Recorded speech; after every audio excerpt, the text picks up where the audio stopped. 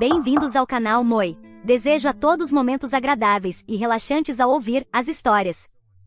Meu filho não me deixa ver meu neto porque não quero ser uma babá gratuita para eles, mas quando cancelei o fundo fiduciário, ele não teve mais vontade de me ameaçar. Olá, sou uma mulher de 60 anos que acabou de se aposentar há alguns meses depois de trabalhar por quase 5 décadas. Sou uma imigrante que chegou a este país com apenas a roupa que vestia, e trabalhei como uma mula para construir uma vida melhor para mim e meus 2 filhos, John de 30 anos e Sandra de 30 anos. Infelizmente, o pai deles faleceu pouco depois de eles nascerem, o que tornou as coisas muito difíceis para nós. Eu era uma mulher jovem com 2 filhos em um país novo e fazia o que podia para garantir que meus filhos fossem bem cuidados. Durante a maior parte da infância deles, trabalhei em 2, às vezes em 3 empregos ao mesmo tempo, para pagar as contas e sustentá-los. As coisas melhoraram para mim quando conheci meu marido, Pat, de 72 anos. Ele é o homem mais doce que já conheci, mas com 2 adolescentes eu não tinha certeza se estava pronta para um relacionamento na época. No entanto, uma vez que ele conheceu as crianças, viu o quanto eles se gostavam e isso me ajudou a decidir.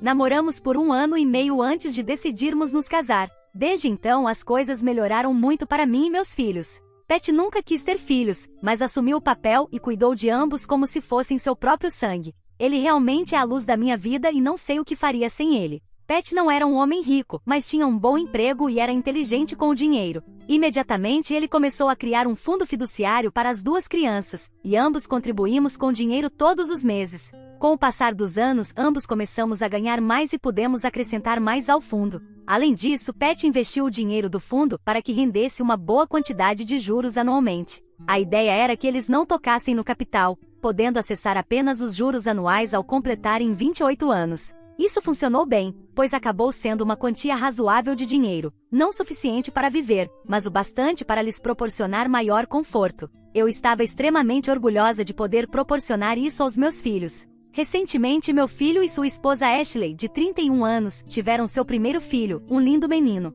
Fiquei muito empolgada por me tornar avó. Eu amo muito meu neto, e quando eles o trouxeram para casa pela primeira vez, eu não conseguia tirar as mãos do pequeno anjinho. Passei o máximo de tempo possível ajudando-os a cuidar dele para que pudessem se adaptar melhor à vida como pais. Meu filho e minha nora apreciavam a ajuda, mas logo começaram a fazer comentários que me preocuparam. Eles sugeriram que eu poderia cuidar do bebê durante a semana enquanto trabalhavam, já que agora eu tinha tanto tempo livre após me aposentar. Eu ria quando diziam isso, mas sempre lembrava que por mais que eu adorasse passar tempo com meu neto, eu também tinha planos para o meu tempo. Sempre foi meu sonho viajar pelo mundo. Desde criança, queria experimentar diferentes culturas e ver o que o mundo tem a oferecer. Recém-aposentada, comecei a fazer planos para realizar meu sonho. Pat estava ficando um pouco mais velho e nunca teve muito interesse em viajar, então eu faria a maioria das viagens sozinha. Eu não me importava com isso, de fato, estava animada com a ideia. Eu até tinha um quadro no Pinterest com os países que planejava visitar e os locais que queria ver ao chegar lá. Naquele momento eu ainda não havia finalizado meus planos de viagem, então ainda tinha tempo para ajudar com meu neto. Eu tinha adiado meus planos só para estar presente no nascimento do meu neto e para passar um tempo com ele. Eu ia durante a semana para cuidar dele até que os pais dele chegassem em casa, mas eles queriam mais. Meu filho começou a perguntar por que eu precisava ir embora, já que eu não tinha nada para fazer, e percebi que esperavam que eu me tornasse babá em tempo integral sem remuneração. Tive que explicar que isso não seria possível. Disse-lhes que tinha economizado por anos para bancar minha aposentadoria e meus planos de viagem, e que esse era meu momento para aproveitar. Expliquei que estava feliz em ajudá-los a cuidar do filho, mas que não deveriam esperar que eu o fizesse em tempo integral nem que estivesse sempre disponível. Eles não reagiram bem. Ambos ficaram chateados comigo. Minha nora se emocionou e disse que pensava que a família deveria ajudar uns aos outros e que não queria deixar o bebê com estranhos. Meu filho se uniu a ela, acusando-me de ser egoísta e dizendo que era meu dever, como avó, ajudá-los com o filho. As reações deles me surpreenderam e eu mesma fiquei emocionada. Senti-me muito atacada e tive que conter as lágrimas enquanto explicava que ficaria feliz em ajudar, mas que não podia me comprometer a ser sua babá gratuita. Meu filho não cedeu, insistindo que eu poderia adiar minhas viagens por alguns anos, até que o bebê fosse mais velho. Eu disse que já estava envelhecendo e que me restavam apenas alguns anos em que poderia estar ativa o suficiente para realizar meu sonho de vida. Expliquei que, em parte, essa era a razão pela qual Pat não me acompanharia. Ele ainda estava saudável, mas sua idade começava a pesar e ele já não era tão ágil quanto antes. Meu filho disse que isso era apenas uma desculpa e que eu estava priorizando minhas viagens em vez do meu neto. Ele ofereceu um compromisso no qual eu cuidaria do meu neto por pelo menos 2 anos, e se depois disso eu não me sentisse em forma para viajar sozinha, então eles me acompanhariam. Recusei terminantemente, apontando que de qualquer forma, eu ainda seria a babá deles e não poderia aproveitar minhas viagens. Além disso, eu tinha atividades planejadas que só poderia curtir enquanto estivesse ativa, como nadar e fazer trilhas. Depois de rejeitar o suposto compromisso dele, as coisas pioraram. Ele começou a dizer que eu devia isso a ele como mãe, por ajudá-lo agora que estava formando sua própria família. Ele me disse que eu era egoísta por priorizar viagens de luxo em vez do meu neto. Isso me magoou muito. Expliquei que minha decisão não se devia a uma falta de amor pelo meu neto. Eu tinha passado toda a minha vida cuidando da minha família e fazendo sacrifícios para garantir que eles tivessem um fundo fiduciário decente quando fossem mais velhos. Eu me sacrificara e adiara meus próprios sonhos por quase 50 anos. Agora que tinha um pouco de liberdade, queria realizar meu sonho. Eu merecia uma folga. No entanto, por mais que tentasse fazê-los entender, eles não pareciam ver meu ponto de vista. Não é como se meu filho e sua esposa estivessem desesperados. Ashley está desempregada e deveria ter tempo de sobra para cuidar de seu novo filho, mas ela escolhe passar seu tempo se divertindo, sempre participando de eventos sociais e festas. Se priorizasse seu tempo, ela definitivamente poderia cuidar do filho. Talvez eu seja antiquada, mas acredito que ser mãe implica fazer certos sacrifícios pelo bem do filho. Eu já fiz esses sacrifícios pelos meus filhos, e acho injusto que meu filho e sua esposa me peçam para fazer isso de novo em nome deles. Mesmo que eles não quisessem cuidar do filho por conta própria, meu filho não está sem dinheiro. Ele não tem um emprego bem remunerado, mas a distribuição do fundo fiduciário cobriria grande parte do custo de uma babá. Definitivamente, seria suficiente para que eles contratassem uma babá sempre que precisassem. Quando apontei isso, ele ficou bravo e disse que o dinheiro do fundo fiduciário era dele e que ele podia gastá-lo como quisesse. As coisas pioraram depois dessa conversa. Agora eles só me chamavam quando precisavam que eu cuidasse do filho.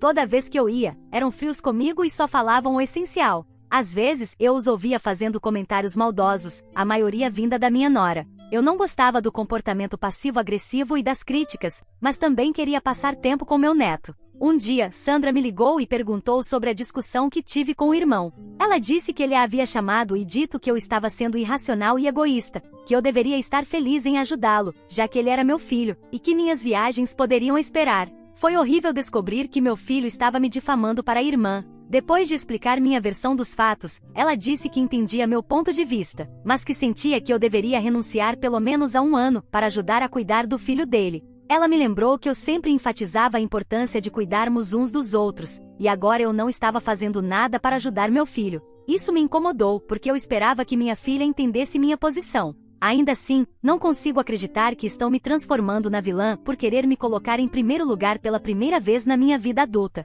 Decidi que precisava estabelecer alguns limites. Disse-lhes que amava o filho deles e que ficaria feliz em cuidar dele quando precisassem, mas que eu já era idosa e merecia aproveitar a minha aposentadoria. Eu tinha meus próprios planos e não os colocaria em pausa por ninguém. Disse que eles precisavam resolver a situação de cuidados infantis, fosse contratando uma babá ou fazendo alguns sacrifícios por conta própria. Meu filho ficou irritado com isso. Sua resposta me horrorizou. Ele disse que se eu não estivesse disposta a ajudar a família, então eu não deveria fazer parte dela. Ele me deu um ultimato. Eu deveria aceitar cuidar do meu neto em tempo integral ou ele não me permitiria vê-lo mais. Fiquei devastada. Não conseguia acreditar que meu próprio filho me ameaçaria de afastamento do meu neto por isso. No entanto, eu precisava manter minha posição. Disse a ele que não deixaria que me pressionassem a abrir mão da minha aposentadoria, que já havia cumprido meu papel como mãe e que agora era a vez deles de assumirem o papel de pais. Desde então não tive notícias deles. Meu filho não ligou e eu não os visitei.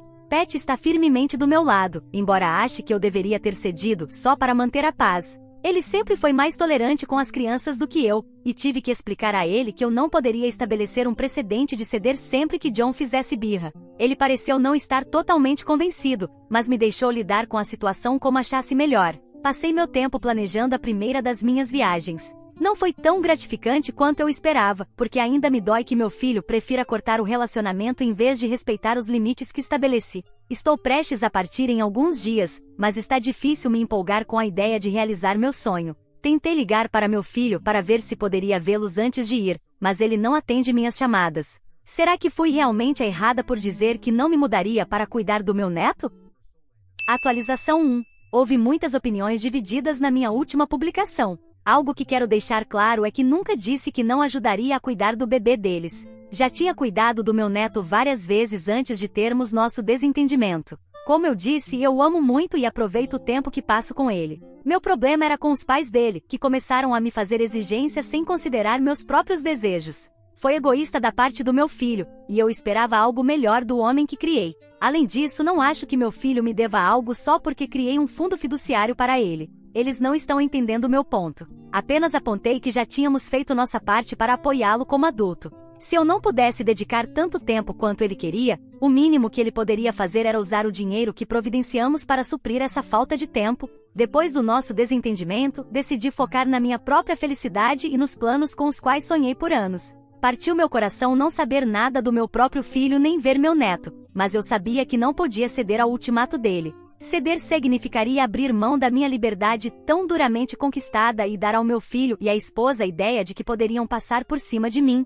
Tive um tempo maravilhoso na minha primeira viagem. Fui à Itália e realizei meu sonho de aproveitar a arte, a história e a cultura de cidades históricas como Roma e Florença. Nadei no Mediterrâneo e fiz trilhas em Cinque Terre, o que provavelmente foi a melhor parte da viagem para mim. A paisagem era linda, e foi um desafio satisfatório que provavelmente eu não poderia ter realizado se tivesse esperado mais. A alegria da minha viagem foi um pouco manchada pelos sentimentos amargos que tinha depois do desentendimento, mas ao voltar para casa, me senti realizada. Apesar da situação com meu filho, senti que havia tomado a decisão certa ao me colocar em primeiro lugar, pela primeira vez na vida. Alguns dias depois de retornar, decidi falar com meu filho. Como pessoa mais velha, precisava ser mais madura. Tentei ligar primeiro, mas como sempre, ele não respondeu. Engoli meu orgulho e fui até a casa dele. Ashley me atendeu e não fez questão de esconder sua irritação.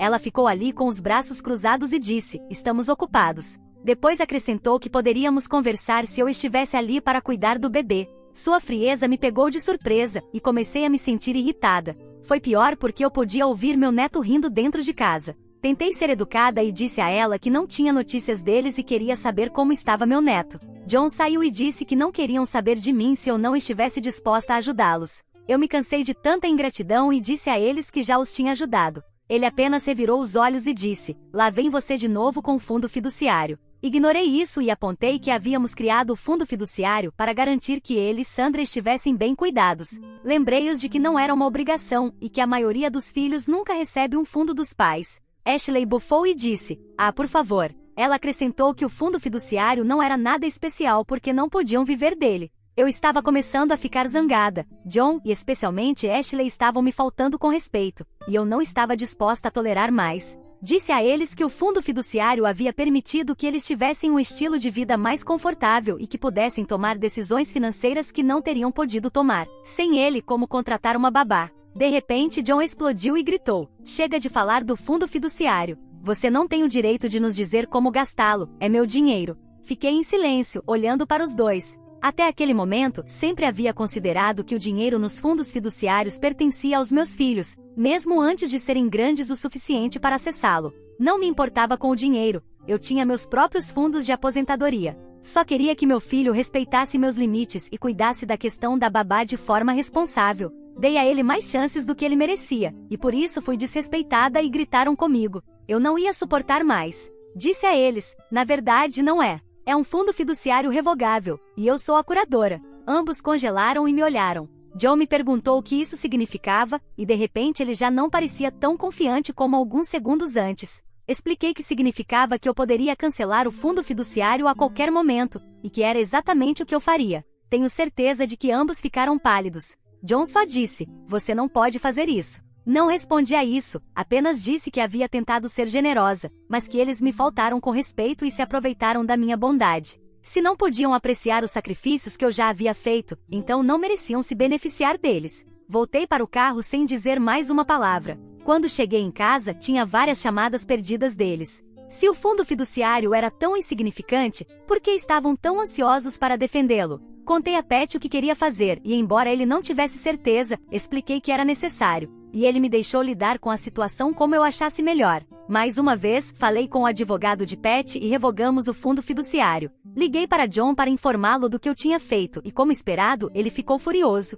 Não quero escrever tudo o que ele disse, mas ele mantinha a mesma atitude de antes, insistindo que eu deveria estar disposta a deixar tudo para cuidar do filho dele. Ele disse que eu havia tirado a segurança financeira deles. Simplesmente desliguei o telefone. Já estava cansada de tentar ser a pessoa madura. Sandra me ligou mais tarde e perguntou se eu realmente tinha cancelado o fundo fiduciário de John. Ela me contou que ele a havia chamado, desabafando sobre o assunto e dizendo que dessa vez eu tinha ido longe demais. Sandra concordou completamente comigo e disse que John e Ashley estavam evitando a todo custo pagar uma babá. Ela revelou que quando eu parei de ajudar, eles recorreram a ela e começaram a exigir cada vez mais dela. Sandra trabalha como ilustradora freelance de livros infantis, então não tem horários de escritório rigorosos, mas ainda precisa dedicar muito tempo ao seu trabalho. Ao saber que eu havia cancelado o fundo fiduciário, Sandra também tomou uma decisão e disse a eles que já não poderia mais cuidar do bebê porque não conseguia manter o ritmo. Assim como fizeram comigo, eles se voltaram contra ela instantaneamente. Parecia que John só se importava com a família quando isso beneficiava. Passaram-se uns 3 meses sem contato. Doía não ver meu neto, mas eu precisava me manter firme. Imaginem minha surpresa quando John me ligou numa tarde. Ele começou com uma conversa trivial, e eu pude perceber que ele estava preparando algo. Finalmente ele confessou e admitiu que as coisas estavam ficando muito difíceis sem a distribuição do fundo fiduciário. Acontece que fazia uma grande diferença no estilo de vida deles. Eles não estavam arruinados, mas sem ele tiveram que fazer algumas mudanças sérias na maneira como gerenciavam as finanças. Fiquei em silêncio por um momento, e acho que ele entendeu que eu esperava um pedido de desculpas. Ele se desculpou pela forma como agiu e admitiu que foi a esposa que o empurrou para tentar me fazer cuidar do bebê. Ela não queria sacrificar sua vida social agitada para cuidar do filho, e muitas vezes reclamava que a distribuição do fundo fiduciário não era suficiente para pagar uma babá. Parecia que a perda do dinheiro o tinha afetado bastante. Não consigo explicar o alívio que senti ao receber um pedido de desculpas, mas isso não mudava o fato de que estava zangada e decepcionada com meu filho.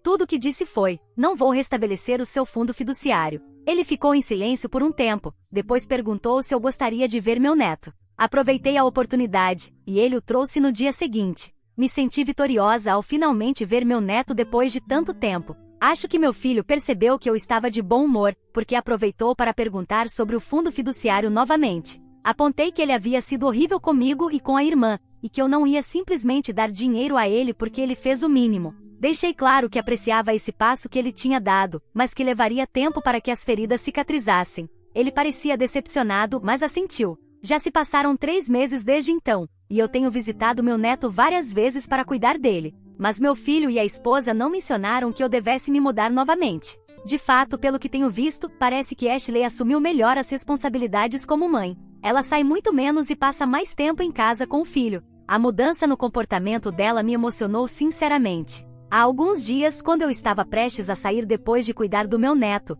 John se aproximou de mim. Basicamente, implorou que eu reconsiderasse minha posição sobre o fundo fiduciário. Ele disse que estavam conseguindo se virar, mas que tinha sido um ajuste difícil. Me disse que ambos lamentavam como me trataram e que tinham aprendido a lição. Apenas disse a ele que pensaria sobre isso. Ainda não tomei uma decisão. Honestamente, acho que eles aprenderam a lição, mas me pergunto se estou deixando as coisas fáceis demais para eles. O dinheiro do fundo fiduciário ainda está lá intacto. Como disse, eu não preciso dele. Talvez eu possa restabelecer o fundo com a condição de que poderia revogá-lo se eles voltarem a agir de forma desagradável como fizeram antes.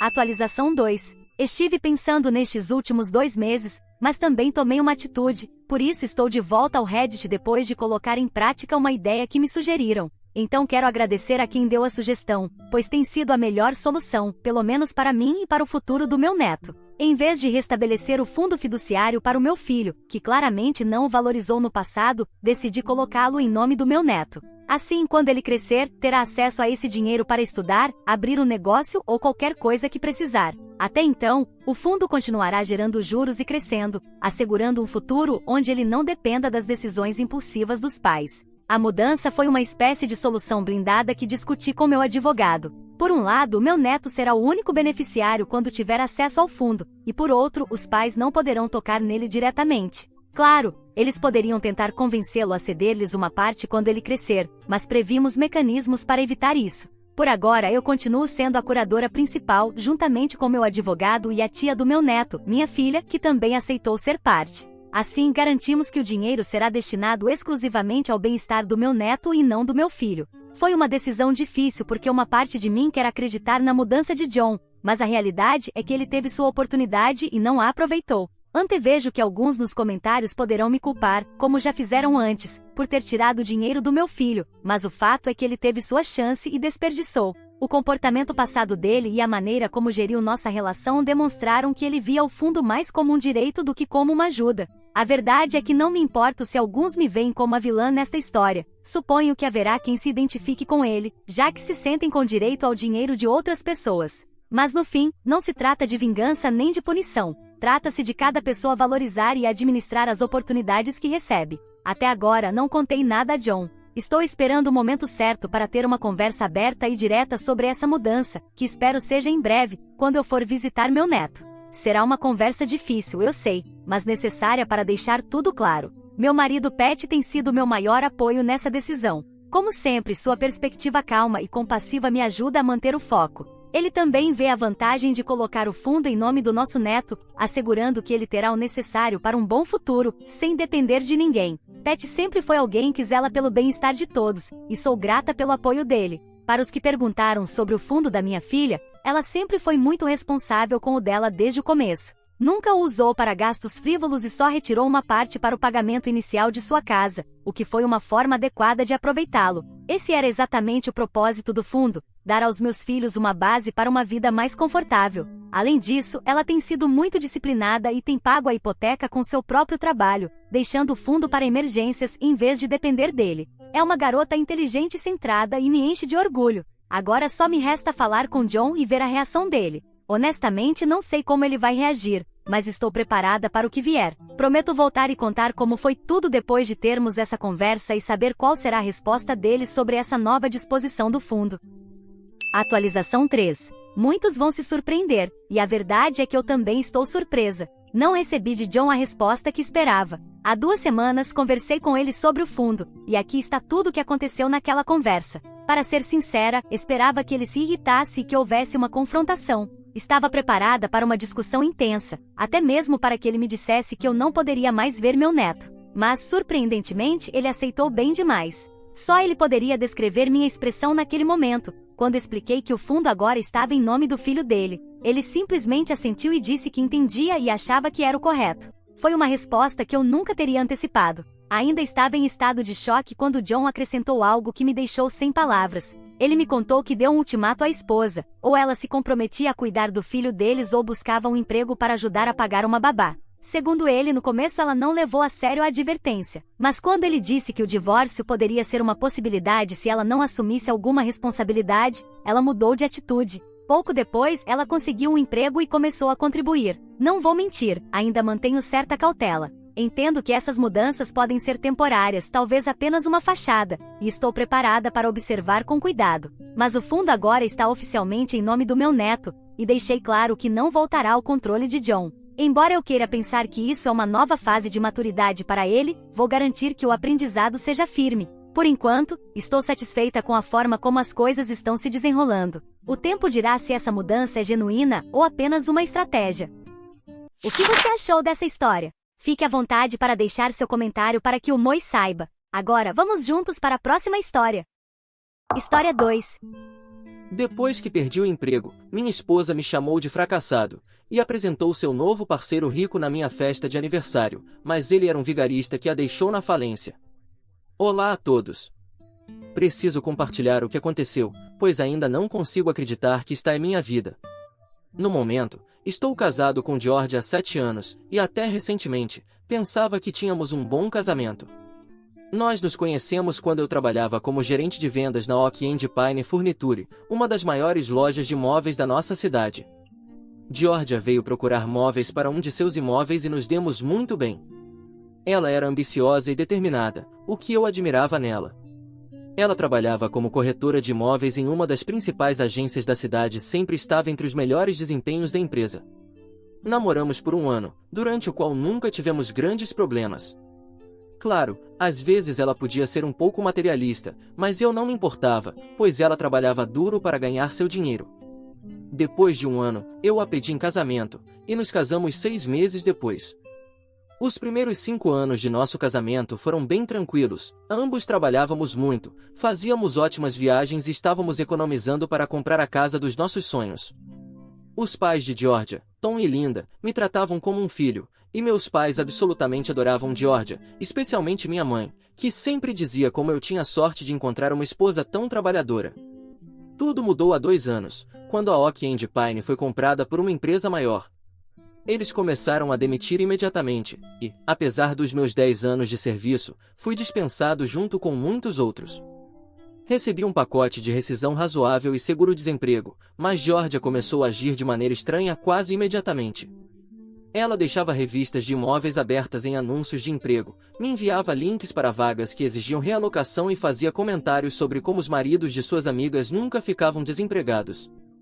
Eu me inscrevi em centenas de vagas, mas o setor de imóveis estava passando por uma fase difícil. Muitas lojas estavam fechando ou não contratavam para cargos de gerência. A atitude de Georgia piorava a cada mês que passava. Ela começou a fazer comentários sarcásticos durante o jantar sobre como o marido de uma colega tinha acabado de ser promovido ou sobre como ela estava cansada de ser a principal provedora. Depois de 6 meses de busca, finalmente aceitei um emprego como vendedor na Umestile Furniture. O salário era significativamente menor do que o do meu cargo anterior, mas eu queria contribuir de alguma forma para as despesas da casa. Em vez de me apoiar, Georgia agiu como se eu a tivesse insultado ao aceitar esse trabalho.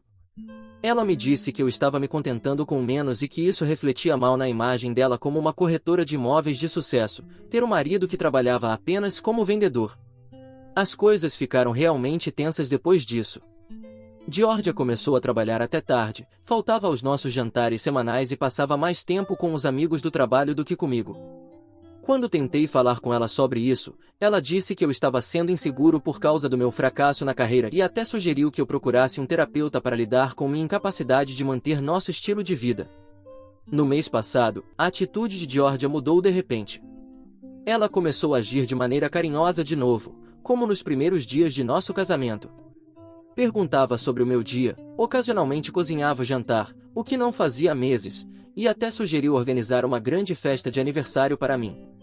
Eu estava completando 35 anos, e ela disse que merecia uma comemoração adequada. Ela organizou tudo para a festa, convidou todos os nossos amigos, ambas as famílias e até alguns dos meus antigos colegas da Oak and Pine. Contratou um serviço de buffet e decorou a nossa casa lindamente. Quando cheguei à festa, algo parecia errado no comportamento dela. Ela ficava verificando o telefone e saía para atender ligações. Notei que ela havia se arrumado com bastante capricho, usando um vestido novo que devia ter custado uma fortuna e feito o cabelo e a maquiagem profissionalmente. Cerca de 1 hora depois do início da festa, enquanto todos estavam se divertindo, a campainha tocou. Georgia praticamente correu para atender. Ela voltou para a sala de estar de mãos dadas com um jovem que parecia ter saído da capa de uma revista. Ele era alto, bem apessoado, devia ter uns 28 anos e usava o que parecia ser um terno de grife. Georgia bateu a taça para chamar a atenção de todos. Meu coração começou a disparar, pois algo na expressão dela me dizia que aquilo não ia ser bom. Ela levou o rapaz para o centro da sala e soltou a bomba que destruiu o meu mundo. Ela o apresentou como Marcos, seu novo marido. O silêncio tomou conta do ambiente. Mas Georgia não tinha acabado. Ela continuou explicando como eu havia falhado como homem ao não proporcionar o estilo de vida que ela merecia. Disse que era constrangedor para ela contar aos clientes que seu marido trabalhava como vendedor. Ela afirmou que Marcos era tudo que eu não era, bem-sucedido, ambicioso e capaz de lhe dar a vida que ela sempre sonhou. Então, Marcos tomou a palavra, falando sobre um suposto império imobiliário que ele possuía. Ele alegou ter propriedades em vários estados e estar expandindo para mercados internacionais. Falou sobre como ele e Georgia haviam se conectado pela visão compartilhada de sucesso e como ele podia proporcionar a ela o estilo de vida que ela merecia. Tudo isso enquanto Georgia o olhava adoravelmente, como se eu nem estivesse na sala. Meus pais ficaram devastados. Minha mãe começou a chorar, enquanto meu pai teve que ser segurado pelo meu irmão. Os pais de Georgia pareciam desconfortáveis, mas não disseram nada, o que doeu quase tanto quanto a traição dela. Nossos amigos apenas ficaram ali, em choque, enquanto alguns dos amigos de trabalho de Georgia pareciam satisfeitos, como se já soubessem de tudo. Eu não aguentei mais e saí. Meus pais, meu irmão e alguns amigos próximos me seguiram. Georgia nem sequer tentou me impedir ou explicar qualquer coisa, ela apenas continuou sua festa como se nada tivesse acontecido, como se não tivesse acabado de humilhar publicamente seu marido de 7 anos. Passei a noite na casa dos meus pais, sem conseguir dormir, revivendo tudo na minha cabeça. Na manhã seguinte, liguei para o banco para verificar nossas contas conjuntas e descobri que Georgia já havia transferido a maior parte de nossas economias, dinheiro que economizamos para nossa casa dos sonhos, para outra conta. Imediatamente congelei os fundos restantes e entrei em contato com um advogado de divórcio. Faz um mês desde aquela festa horrível. O processo de divórcio está em andamento, e Georgia está jogando sujo. Ela quer a casa e a maior parte de nossos bens, alegando que contribuiu mais financeiramente nos últimos anos. Continua me enviando mensagens, dizendo que estou sendo desnecessariamente difícil e que deveria apenas assinar os papéis, aceitando os termos dela, porque nenhum juiz ficará do lado de um marido fracassado em vez de uma esposa bem-sucedida. Eu me recuso a ceder às exigências dela. Posso ter perdido meu emprego bem remunerado, mas nunca perdi meu respeito próprio. Trabalhei duro durante todo o casamento e apoiei o crescimento da carreira dela. Não vou permitir que ela me humilhe 2 vezes. Então, Reddit, essa é minha história. Sei que preciso ser forte durante este divórcio, mas, às vezes, fico acordado à noite, me perguntando como alguém que amei por tanto tempo pode se revelar tão cruel. Atualização 1. Já se passaram 2 meses desde minha postagem original sobre como minha esposa Georgia me humilhou na minha festa de aniversário ao apresentar seu novo marido, Marcos. Muita coisa aconteceu desde então, e nada disso é bom.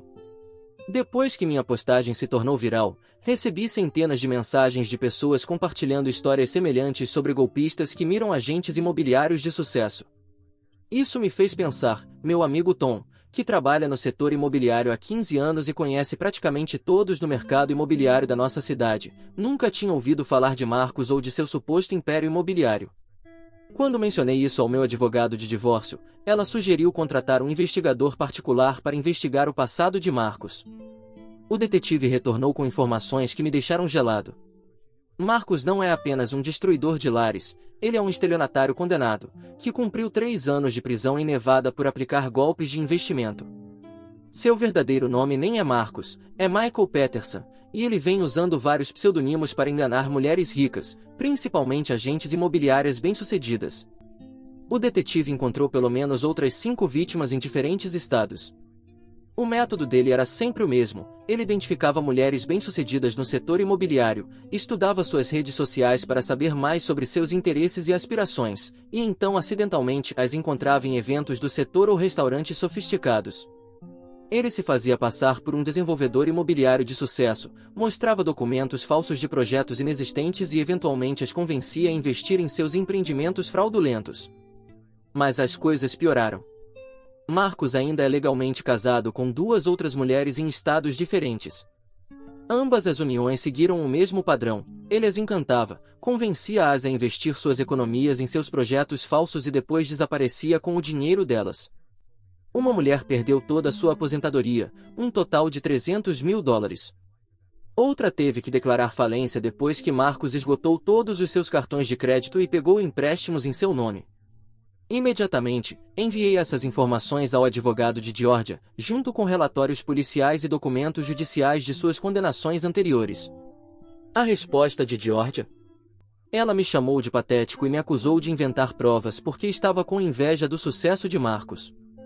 Ela disse que eu estava apenas tentando arruinar sua felicidade porque não conseguia suportar vê-la com alguém mais bem-sucedido que eu. O detetive descobriu que Georgia já havia investido $50 mil do seu próprio dinheiro em um dos projetos futuros de Marcos, supostamente um condomínio de luxo em Dubai. Ele também encontrou evidências de que Marcos estava monitorando os extratos financeiros e relatórios de crédito de Georgia, provavelmente planejando seu próximo movimento. Tentei alertar os pais de Georgia. Fui até a casa deles com todas as provas, relatórios policiais, documentos judiciais, declarações de outras vítimas, mas eles se recusaram a ouvir. O pai dela, Tom, chegou a me acusar de agir por vingança contra Georgia. A mãe dela, Linda, sugeriu que eu seguisse em frente com dignidade, em vez de tentar causar problemas. Era como se eles estivessem vivendo em negação, incapazes de aceitar que sua filha bem-sucedida havia sido enganada por um vigarista. Enquanto isso, Georgia continuava me pressionando para assinar os papéis do divórcio nos termos dela. Ela queria a casa, a maior parte das nossas economias, o que sobrava, pelo menos, e até uma parte da minha aposentadoria. Seus amigos me ligavam, dizendo que eu deveria ser homem o suficiente para dar a ela o que ela queria, já que falhei em sustentá-la todos esses anos. Mas, sabendo o que sei sobre Marcos, não há como eu ceder. Meu advogado me aconselhou a informar a polícia local sobre o histórico de Marcos e o envolvimento de Georgia com ele.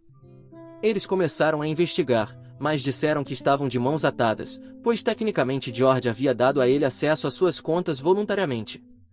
Não poderiam prendê-lo por fraude sem evidências de que ele estava desviando seu dinheiro. O comportamento de Georgia ficou cada vez mais errático. Ela começou a postar nas redes sociais sobre sua nova vida maravilhosa com Marcos, exibindo presentes caros que ele supostamente lhe deu, provavelmente comprados com o dinheiro dela. Ela até teve a audácia de convidar alguns de nossos amigos para a festa de noivado deles. A maioria dos amigos recusou, finalmente enxergando a verdadeira situação. Uma colega de Georgia na agência imobiliária me procurou em particular. Ela contou que Georgia estava se gabando do novo projeto de Marcos, o desenvolvimento em Dubai, e tentando convencer outros agentes a investirem também. Alguns estavam considerando a proposta, impressionados com os folhetos profissionais e os retornos projetados que Marcos havia mostrado. Pedi ao meu advogado que enviasse cartas de cessação para Georgia e Marcos, avisando que, se algum de nossos bens matrimoniais fosse investido nos esquemas de Marcos, buscaríamos acusações criminais. A resposta de Marcos foi me enviar um e-mail arrogante, dizendo que homens pequenos como eu não poderiam entender sua visão e que Georgia finalmente estava com alguém que correspondia às suas ambições. Os procedimentos de divórcio desaceleraram porque Georgia continuava trocando de advogado e faltando às audiências de mediação. Meu advogado acha que ela está tentando ganhar tempo até o projeto de Dubai ser lançado, para que possa alegar que tem riqueza independente e não precisa dos nossos bens conjugais. Mal sabe ela que seu projeto dos sonhos é apenas mais uma mentira na rede de enganação de Marcos. Decidi compilar todas as provas sobre Marcos e criar um dossiê para a unidade de crimes financeiros do FBI. Mesmo que eu não consiga impedir que ele engane Georgia, talvez eu consiga evitar que ele machuque mais mulheres no futuro. Para todos que me mandaram mensagens de apoio e conselhos, obrigado. Vocês me ajudaram a ver que essa situação é maior do que apenas meu casamento fracassado, é sobre impedir um golpista serial antes que ele destrua mais vidas. Atualizarei novamente quando houver novos desenvolvimentos. PS, ao reditor que sugeriu que eu verificasse se Marcos está em alguma lista de procurados, você estava certo. Ele é procurado para interrogatório em 2 outros estados por golpes de investimento semelhantes. As autoridades ainda não o alcançaram. Atualização 2. 4 meses após minha postagem original. Olá! Tudo desmoronou para Georgia, exatamente como eu temia que aconteceria. A situação explodiu de uma forma que nem eu poderia prever. No mês passado, Marcos convenceu Georgia a vender nossa casa. Segundo meu advogado, ele disse a ela que poderiam triplicar o dinheiro investindo o valor da venda no projeto de Dubai. Georgia estava tão cega pelas promessas dele que nem consultou seu advogado antes de colocar a casa à venda. Ela anunciou a venda $50.000 abaixo do valor de mercado, desesperada para provar a Marcos que confiava em sua habilidade de negócios. Um dia antes da venda da casa ser finalizada, Georgia não conseguiu mais entrar em contato com Marcos. O telefone dele estava desligado, o e-mail retornava e ele havia desaparecido. Mas isso não era o pior.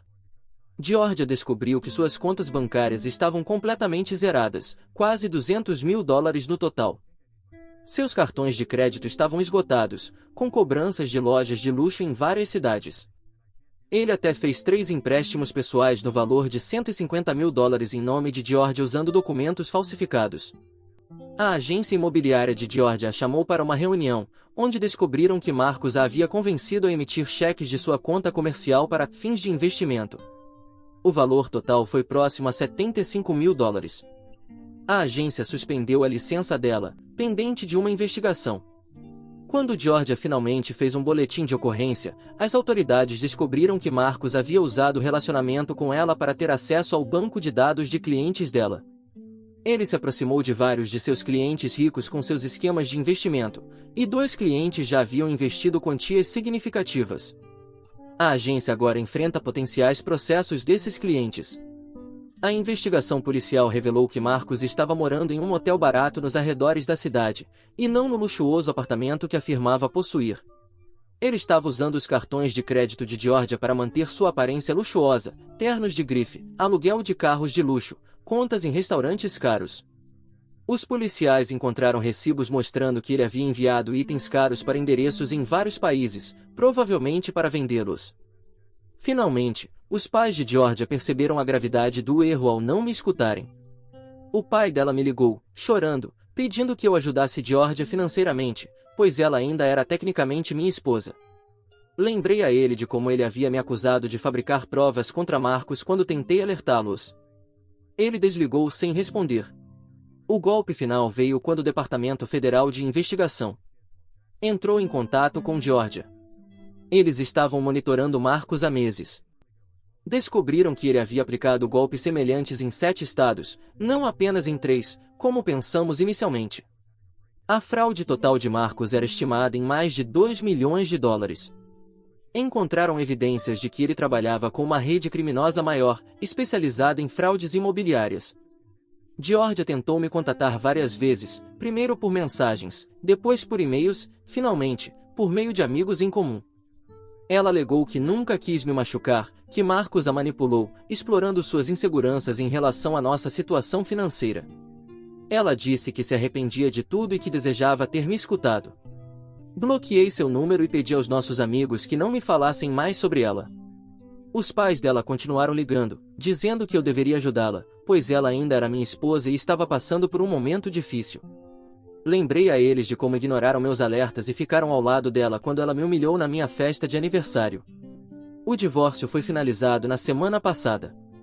Com as evidências de infidelidade e o fato de que ela perdeu quase todos os seus bens para Marcos, o juiz decidiu a meu favor. Consegui ficar com minha pensão e o restante dos bens em comum. Georgia teve que se mudar para a casa dos pais, pois não podia mais pagar aluguel. Sua licença imobiliária ainda está suspensa, e com seu crédito destruído por Marcos, é improvável que ela se recupere financeiramente tão cedo. Alguns amigos em comum sugeriram que eu estava sendo muito rígido, pois Georgia também foi uma vítima. Mas não consigo esquecer como ela escolheu me humilhar publicamente, como zombou de mim e me chamou de fracassado. Ela não apenas me traiu, ela tentou destruir minha autoestima. Agora o karma a alcançou, e, honestamente, sinto apenas alívio por finalmente estar livre desse casamento tóxico. O FBI ainda está procurando Marcos. Eles acreditam que ele deixou o país, provavelmente para algum lugar sem tratado de extradição com os Estados Unidos. Georgia talvez nunca recupere o dinheiro dela, mas pelo menos ela não pode mais me culpar por suas más escolhas. Atualização 3. Já se passou um ano desde minha postagem original sobre como minha ex-esposa Georgia me humilhou na minha festa de aniversário, apresentando Marcos, que acabou se revelando um golpista.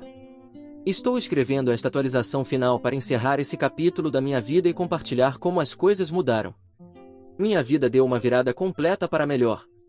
Depois de meses fazendo entrevistas, consegui um cargo de diretor regional de vendas na Luxury Living Furniture, uma das maiores redes de móveis do país. O salário é até melhor do que o que eu ganhava na Oak & Pine antes de ser demitido. Ironicamente, o recrutador disse que a maneira como eu mantive minha dignidade durante toda a humilhação pública teve um impacto positivo. Eles ficaram impressionados com minha postura profissional ao longo de todo o processo. Comprei uma casa pequena em um bairro tranquilo, comecei a frequentar a academia regularmente e até adotei um cachorro de um abrigo local. Alguns de nossos amigos em comum que inicialmente apoiaram Georgia entraram em contato para pedir desculpas. Perdoei alguns, mas mantenho outros à distância. Essa experiência me ensinou quem são meus verdadeiros amigos. Quanto a Georgia, sua vida tomou um rumo completamente oposto. Após perder sua licença imobiliária, ela teve dificuldades para encontrar trabalho. Seu envolvimento com os golpes de Marcos a tornou inempregável em qualquer área financeira ou relacionada a imóveis. A última notícia que tive foi que ela está trabalhando como garçonete em uma lanchonete local.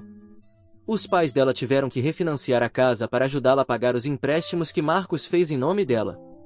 Falando de Marcos, ele foi finalmente preso 3 meses atrás, na Flórida. Ele estava tentando aplicar o mesmo golpe em outra agente imobiliária, mas desta vez a vítima tinha visto o alerta do FBI sobre ele. Eles o prenderam em um hotel de luxo onde estava hospedado sob um nome falso, usando cartões de crédito obtidos por meio de sua última vítima. A investigação do Departamento Federal de Investigação revelou a extensão total de seus crimes. Nos últimos 5 anos, ele enganou 12 mulheres em 9 estados, roubando aproximadamente 3 milhões e 200 mil dólares no total. Encontraram contas em paraísos fiscais onde ele escondeu a maior parte do dinheiro, mas a recuperação desses valores será um processo judicial demorado. Georgia testemunhou contra ele em troca de imunidade de acusações por seu papel em atrair seus clientes para os investimentos de Marcos. Ela não receberá seu dinheiro de volta, mas pelo menos evitou a prisão. Durante o julgamento, descobriu-se que Marcos planejava enganar Georgia mesmo antes de conhecê-la. Ele a pesquisou nas redes sociais e a escolheu deliberadamente devido ao seu sucesso como corretora. Semana passada, os pais de Georgia me procuraram novamente. Queriam me encontrar para conversar sobre Georgia. Segundo eles, ela tem refletido profundamente sobre suas ações e deseja uma segunda chance. Sugeriram que, agora que ela aprendeu sua lição, talvez eu pudesse encontrar espaço no meu coração para perdoá-la e dar outra chance ao nosso casamento. Recusei. Lembrei a eles de como Georgia me humilhou na minha própria festa de aniversário, de como zombou da minha demissão e me chamou de fracassado na frente de nossos amigos e familiares, e de como eles ignoraram meus alertas sobre Marcos e me acusaram de inveja. Algumas coisas não podem ser desfeitas, e certas pontes, uma vez queimadas, devem permanecer assim. Marcos foi condenado a 15 anos de prisão federal por fraude e roubo de identidade. Georgia compareceu à audiência de sentença, provavelmente esperando algum tipo de explicação ou pedido de desculpas dele. Em vez disso, ele zombou dela e disse ao juiz que todas as suas vítimas foram participantes voluntárias que permitiram que a ganância obscurecesse seu julgamento. Para todos que me apoiaram durante esta jornada, obrigado. Suas mensagens e conselhos me ajudaram a manter a força quando duvidei de mim mesmo. A vida tem uma forma engraçada de se resolver às vezes. Enquanto Georgia perseguia o que achava que era uma vida melhor, ela perdeu tudo o que era real. Enquanto isso, reconstruí minha vida sob meus próprios termos e acabei mais feliz do que jamais estive. Obrigado a todos por ouvirem toda a minha história. Espero que ela tenha trazido para vocês muitas emoções. Ficarei muito feliz e honrada em receber os comentários de vocês. Não se esqueçam de clicar no botão de inscrever-se para não perder nenhuma história interessante. Moi ama muito vocês.